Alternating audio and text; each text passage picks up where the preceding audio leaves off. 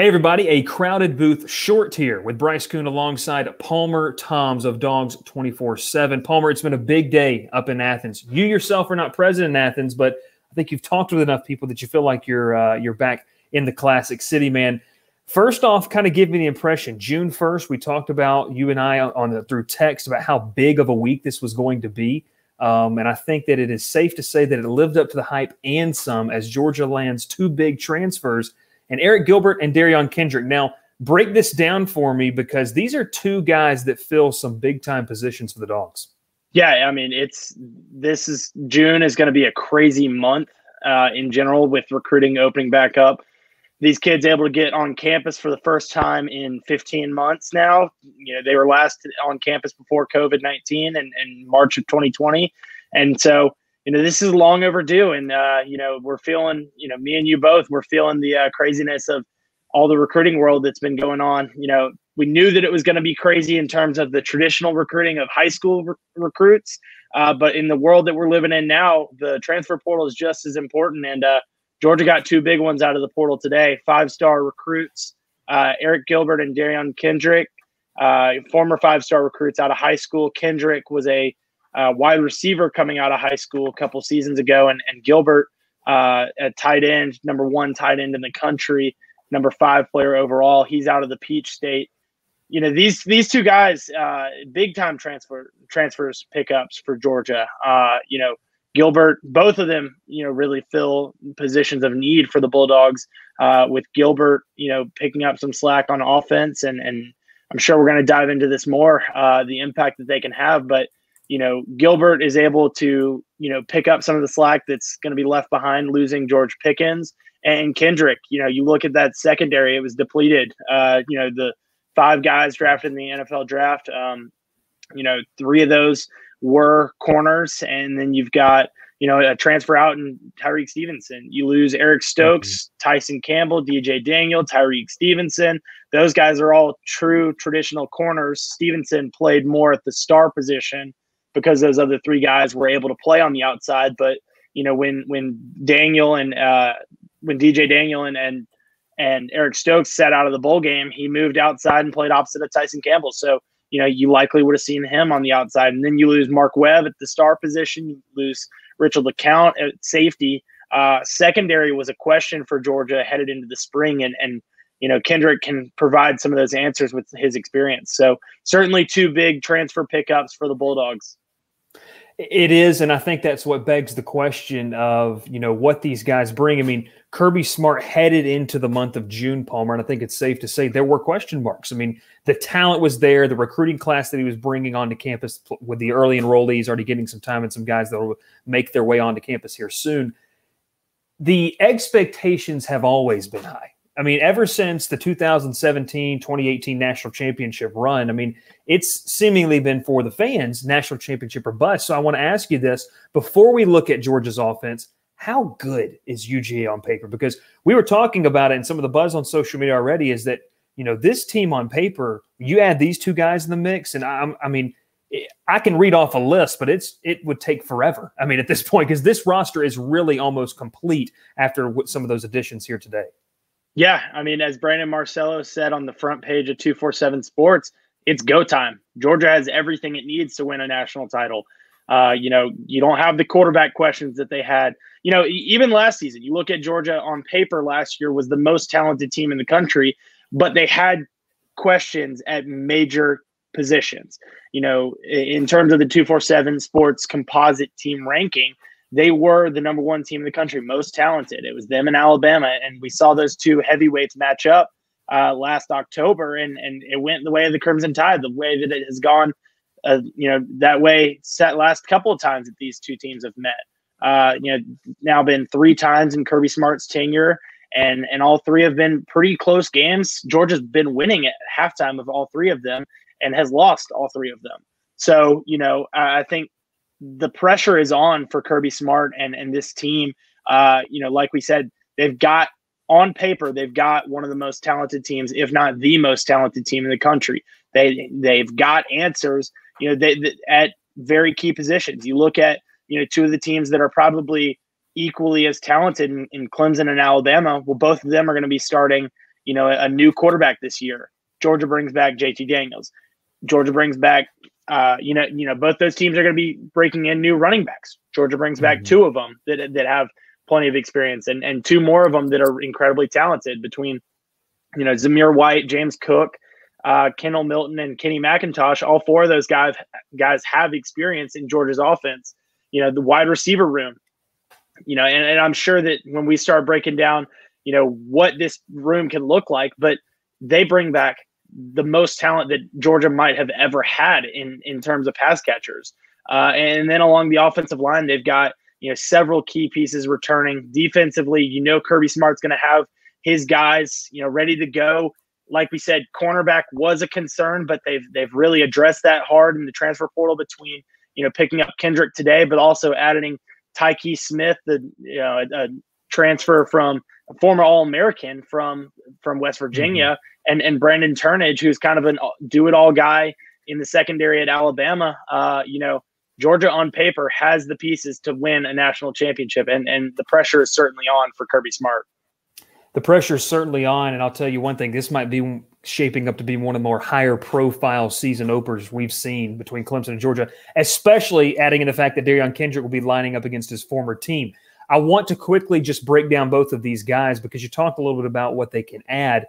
You mentioned it, the wide receiver room. Arik Gilbert might be joining some of the wide receiver meetings. Rusty Manziel, 24/7 Sports with you guys, has already kind of talked about in his exclusive with Gilbert that he will see some time at wide receiver. Now, I know all of the all of the old school football fans are salivating the fact of a two tight end set with Darnell Washington and Gilbert, but there's Brock Bowers. John Fitzpatrick is still on the roster. I mean, you have to think that JT Daniels now, even losing George Pickens, has all the ammo. So what would you say just briefly about Gilbert in this offense and what kind of firepower they have? Yeah, you talk about losing Pickens and adding Gilbert. When you lose a big-bodied receiver like Pickens, a guy that can go up and get those 50-50 balls, to add a guy like Gilbert kind of, makes it, replaces him, makes it a net zero thing, where you're not losing something. You're not really you're losing an incredible talent, but you're gaining an incredible talent. So your team is not getting worse, per se here.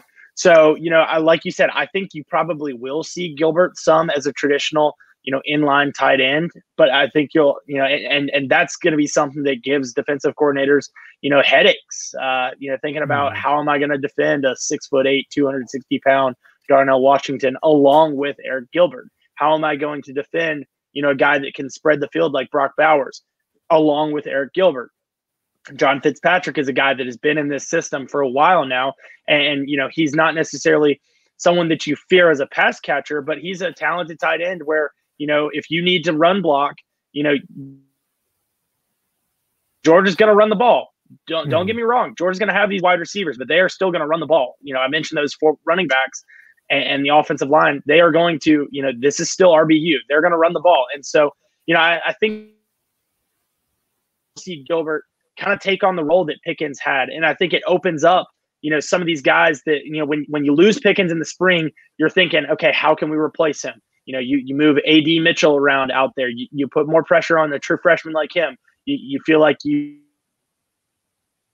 want to get your best, 5 guys out on the field in terms of the wide receivers.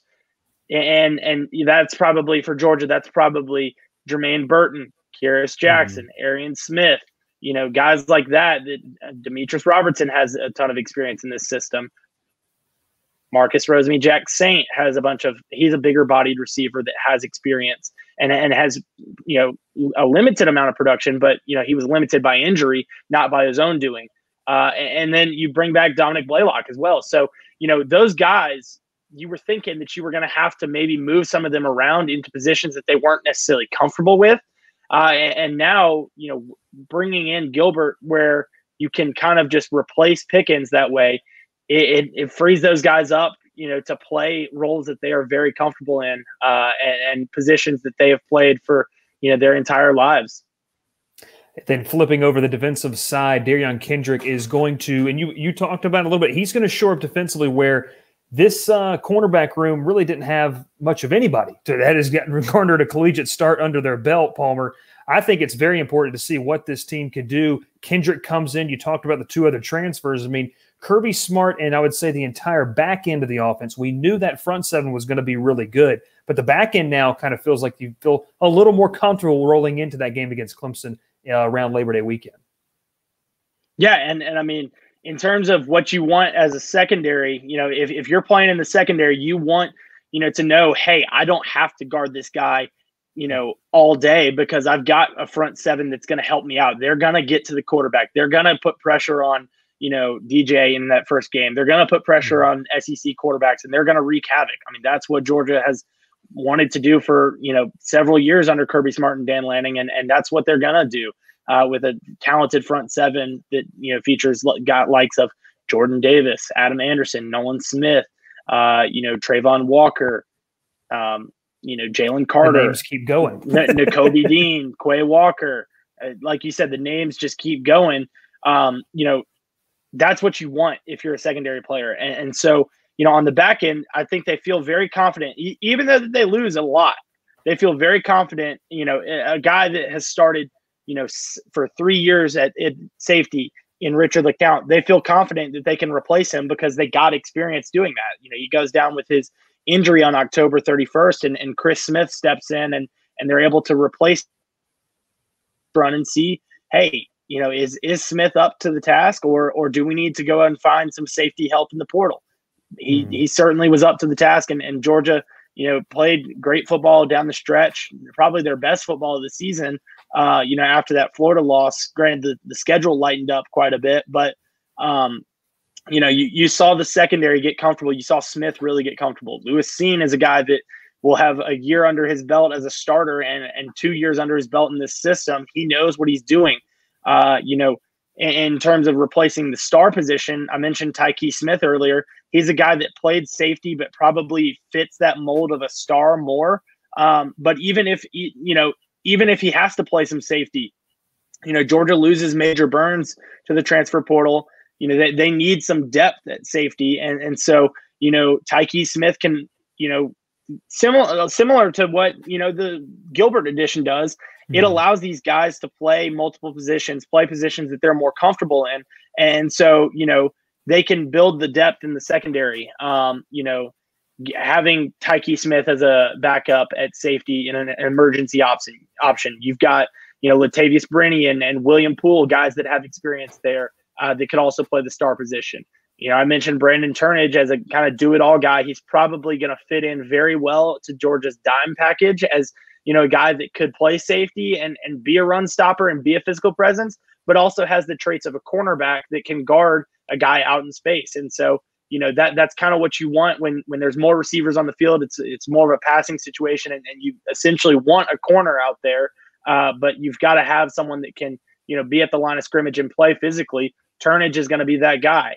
And then in terms of the cornerback position, where Kendrick probably most affects it, you plug him in as your number one corner from day one. And like you said, day one is going to be against his former foes, in the Clemson Tigers. And so, that opens up, where Georgia was questioning the cornerbacks, had a competition rolling with Amir Speed, Jalen Kimber, Keely Ringo. Those three guys were kind of ahead of the rest of them in terms of, guys that were going to be among the major rotating guys, that you were probably going to have those three guys rotating as your two outside cornerbacks. Now that frees up some of those guys to say, hey, Keely Ringo, maybe you go play star in a package. We don't need you on the outside, or, you can cross train here. It also, makes a great competition for that second spot. If Kendrick does end up taking the first spot, which I would fully expect him to do, a guy with that many starts under his belt, big game experience. It's what Georgia wants and what Georgia needed, getting a guy from the transfer portal. So I think the addition of both Gilbert and Kendrick today, huge for Georgia, just in terms of building depth, opening up, this is a talented roster. We talked about that earlier, and adding these two guys frees up a lot of guys that are incredibly talented to play positions where they are comfortable and, show that talent off.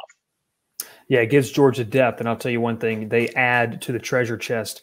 And for Florida fans, on the same day that Dan Mullen gets his extension announced. So that's kind of hysterical that Gilbert will be suiting up for the Dogs. But, Palmer, we do appreciate you talking with us here kind of about what's going on in Athens. We didn't even touch on any recruiting stuff. That'll happen in the weeks to come, but it was a big day here on June 1st for Georgia and their fans as they added 2 big key cogs to their roster. And like we said earlier, I think they may have plugged the holes that they have, and we are now under 100 days till they will suit up and play against the Clemson Tigers. Palmer, we appreciate your time, and everyone, make sure to follow Palmer on social media, Dawgs247 as well for your latest Georgia updates, and make sure to follow us on the Crowded Booth on Twitter, Facebook, and Instagram. We appreciate it, and we'll see you next time.